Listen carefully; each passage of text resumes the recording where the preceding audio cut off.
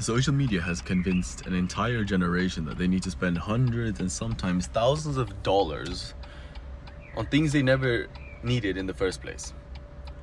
I've seen people save for months to buy a $600 pair of shoes, or sometimes even more. They finally buy them, they post them, and get the attention that they want. And a few days later, life continues exactly as it did before. The excitement fades, the money is gone, and they're already looking for the next item to purchase. That's the unending cycle. And what concerns me is how attached people have gotten to materialistic possessions. Like, I've known people who would rather wear a broken or damaged designer shoe than a perfectly good unbranded one. Just think about that for a moment. Since when did the brand or the logo itself become more important than the object?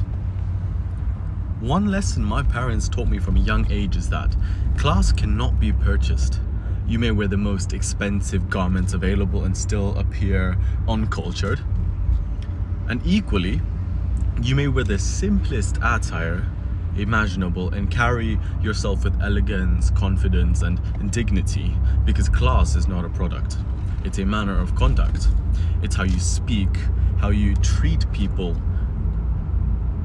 how you carry yourself when nobody looks at you. And that cannot be counterfeited. And social media would have you believe that everyone ought to be wearing the latest designer shoes, the latest jacket, the latest trend. But genuine confidence has never required an audience. In fact, one of the most admirable qualities a person could ever have is to resist unnecessary consumption. To look at something expensive and ask, do I really want this, or do I simply want others to see me with it? And so there's nothing wrong with buying nice things from time to time, but there's a considerable difference between appreciating the quality and seeking the validation of others. See, one builds character, the other builds complete dependency.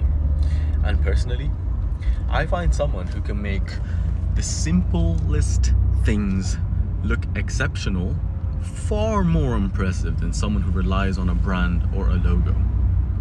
Because that takes taste, that takes confidence, and that takes class. And so remember, the real flex is not appearing wealthy. The real flex is being wise enough to know that difference.